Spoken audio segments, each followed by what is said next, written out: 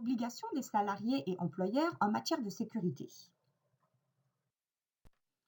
Côté des employeurs, le Code du travail stipule l'obligation pour les employeurs d'assurer la sécurité et de protéger la santé physique et mentale des salariés. Pour ce faire, ils vont devoir informer les salariés sur les risques et mesures de prévention, former à la sécurité tout salarié de son entreprise, évaluer les risques dans le document unique d'évaluation des risques professionnels qui doit être mis à disposition de tous les salariés. Mettre en œuvre une démarche de prévention dans son entreprise en s'appuyant sur les 9 principes généraux de prévention. Désigner un ou plusieurs salariés compétents qui seront des acteurs de prévention beaucoup plus proches des salariés. Adhérer à un service de santé au travail.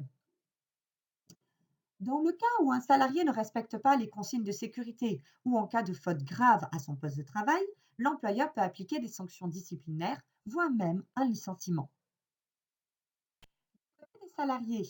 Le Code du travail stipule que les salariés doivent appliquer les règles de sécurité afin d'éviter l'altération de leur santé ou de celle des autres.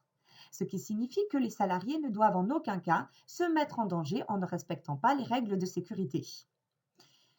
Pour ce faire, ils vont devoir se rendre aux visites médicales, justement liées au service de santé au travail.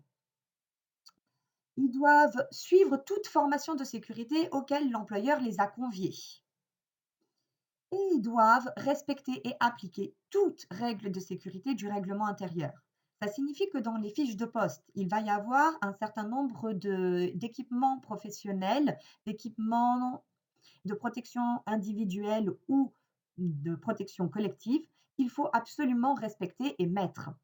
Si le salarié ne prend pas en compte les consignes de sécurité écrites dans son poste de travail, il s'expose à des sanctions disciplinaires importantes.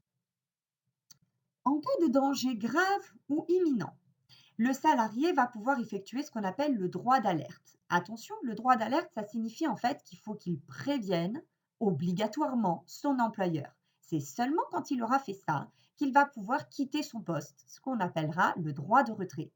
Méfiance, droit d'alerte et droit de retrait ne veulent pas du tout dire la même chose.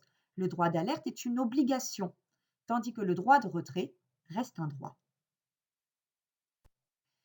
Dans le cas des jeunes travailleurs, les salariés de moins de 18 ans, le Code du travail prévoit des dispositions spécifiques. Il va interdire le travail de nuit. Il va interdire un certain nombre de travaux qui sont considérés comme dangereux, sauf dérogation justement par le service médical de santé. Les jeunes travailleurs sont obligés de suivre une visite d'information et de prévention à l'entrée en poste qui va être donnée par le service de santé au travail. Pour tout nouvel embauché et lors d'un changement de poste, il va y avoir des dispositions réglementaires particulières. Il faut informer et former à la sécurité. C'est l'employeur qui va le faire au moment de l'embauche. Et puis, ils doivent avoir une visite d'information et de prévention, hein, comme les jeunes salariés, qui doit se faire dans les 3 mois à la suite de l'embauche ou du changement de poste, toujours par le service médical